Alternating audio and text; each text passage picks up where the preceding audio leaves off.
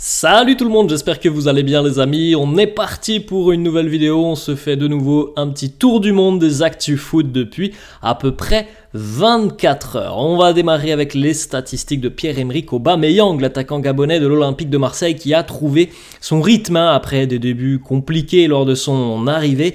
Il en est maintenant à 21 buts et 8 passes décisives. Il a quasiment atteint la barre des 30 implications sur des buts cette saison, donc c'est quand même assez impressionnant. Alors, c'est pas tout à fait le même style de joueur qu'Alexis Sanchez l'année dernière, et c'est souvent ce que les supporters de l'OM reprochent à Pierre-Emerick Aubameyang, mais en termes de statistiques, c'est une productivité tout de même assez intéressante pour l'attaquant de l'OM. On continue les amis avec des petites informations sur notamment les clubs français. Une très très belle semaine pour le football français, 3 sur 3 pour les clubs français engagés en Coupe d'Europe.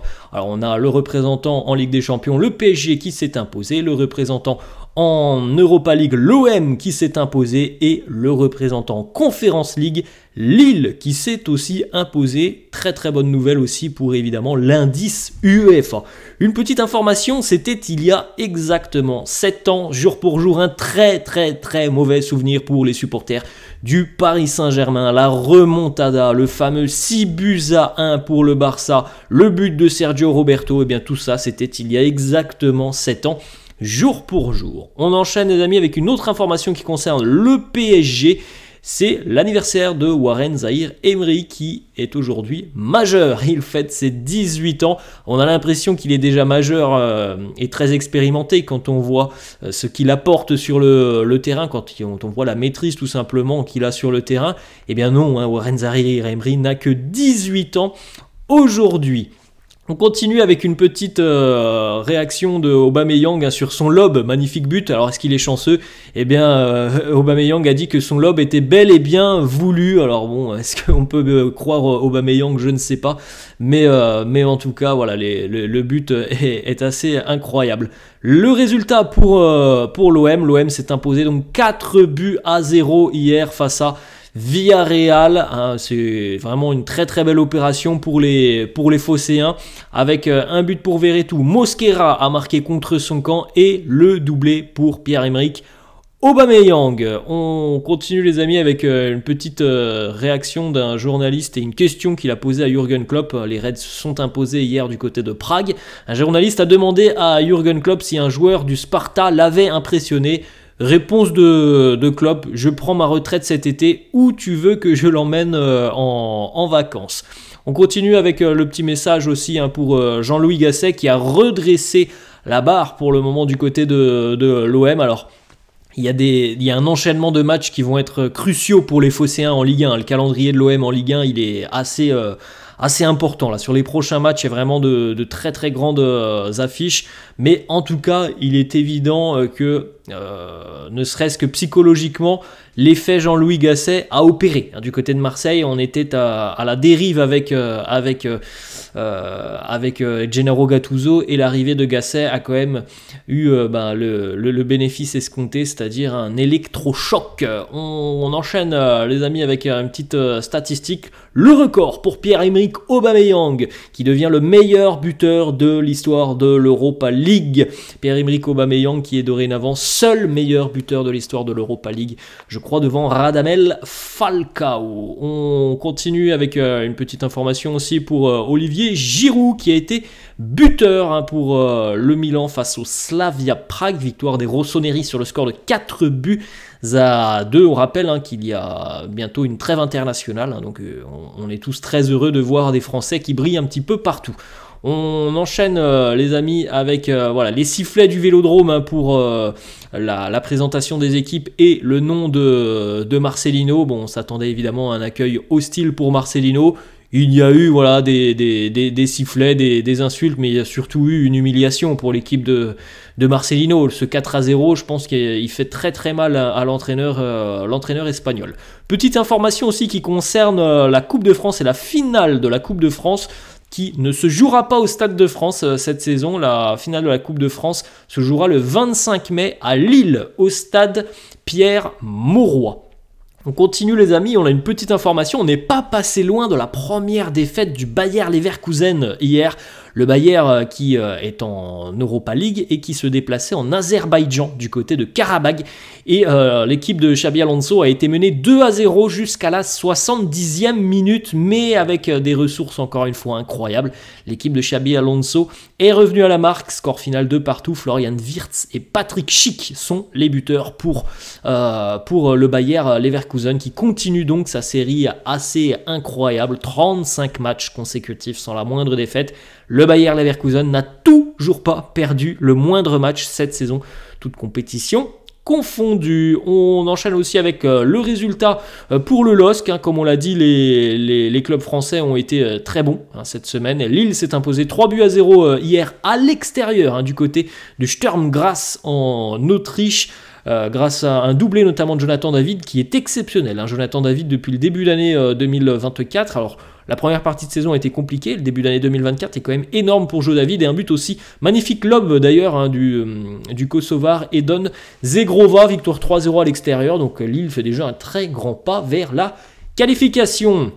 On continue les amis avec une petite photo. Alors pour moi qui suis supporter du DFCO, qui va au stade voir le DFCO, Yacine Benzia, c'est un nom qui me parle. Yacine Benzia, bon, pour les connaisseurs de Ligue 1 aussi, c'est un ancien joueur notamment de Lille. Benzia, il évolue au Karabagh Agdam, l'équipe d'Azerbaïdjan qui a failli hier briser l'incroyable série de Xabi Alonso. Bon, ça ne s'est pas fait au final. On continue avec Darwin Núñez qui a marqué hier pour les Reds de Liverpool, une victoire assez large pour Liverpool en République tchèque. Darwin Núñez a marqué le 1000e but de Liverpool sous l'ère Jürgen Klopp. Et d'ailleurs, Darwin, lui aussi, est très très en forme en cette année 2024. Et les buts de Darwin hier, ils sont magnifiques. On continue avec la Roma de Paulo Dybala, la Roma de Daniele De Rossi. Alors, regardez les petites stats pour Paulo Dybala qui est en feu sur ses 3 derniers matchs avec la Roma, triplé face au Torino, un but, une passe D face à Monza, un but face à Brighton hier. À noter que la Roma a étrillé le Brighton de Zerbi, 4-0 pour les hommes de Daniele De Rossi. On continue les amis avec une petite déclaration de Nedal Wose, l'agent d'Alfonso Davies qui nous dit « Il n'y a rien de convenu ou de concret avec aucun club. La priorité d'Alfonso en ce moment, c'est le Bayern. Nous examinerons toutes les options pour l'avenir dans les prochains mois. » On va du côté de l'Olympique lyonnais, on l'a dit tout à l'heure, la finale de la Coupe de France se jouera à Lille, l'OL va affronter Valenciennes, déclaration de Pierre Sage, l'entraîneur lyonnais qui nous dit « Affronter Valenciennes en Coupe de France, c'est le pire tirage. Je suis juste satisfait que l'on joue à domicile. Pourquoi le pire? Car Valenciennes a tout à gagner et on considère aujourd'hui que ce tirage fait que l'OL doit se qualifier. » Alors franchement, je pense sincèrement que c'est mieux d'affronter Valenciennes que d'affronter le PSG. Valenciennes est bon dernier de Ligue 2. Tu joues en plus le match à domicile. Lyon n'a aucune excuse. S'il n'y a pas de qualification en finale, ça serait honteux pour l'OL. Face à une équipe de Valenciennes qui est à la dérive en Ligue 2, qui a déjà, je crois, 8 orteils en national, parce qu'ils ne gagnent jamais, les Valenciennois. Donc voilà, dire que c'est un mauvais tirage, bon, franchement, à d'autres. On enchaîne, les amis, avec une petite information du côté de Lille et de Brest. Le LOSC a écrit à la LFP pour demander le décalage de son match à Brest le dimanche 17 mars de 13 à 19h pour optimiser le repos du groupe 3 jours après le 8e de finale. Retour de la Conference League, évidemment, du côté de Brest, on a refusé catégoriquement. De toute façon, ça ne se fait pas, ça ne se fait pas en Ligue 1. On continue les amis avec une petite information très importante et c'est une très bonne nouvelle. Presnel Kimpembe n'a plus besoin de bottes. Il marche de nouveau normalement. Bon, le retour sur les terrains, c'est pas encore pour maintenant, mais en tout cas, c'est voilà, une nouvelle étape de franchie pour le défenseur du PSG. On enchaîne les amis, on va cette fois-ci du côté de l'Italie où Thiago Motta vient d'être élu et vient d'être récompensé du trophée d'entraîneur du mois en Serie A. C'est pas compliqué, Thiago Motta en Serie A sur le mois de février, c'est 5 matchs, 5 victoires, vous avez toutes les belles prestations, Sassuolo, Lecce, la Fiorentina, la victoire aussi à l'extérieur du côté de la Lazio et puis la victoire face au Hellas. Et on rappelle que provisoirement, on va attendre évidemment la fin de saison, mais provisoirement Bologne est qualifié en Ligue des Champions.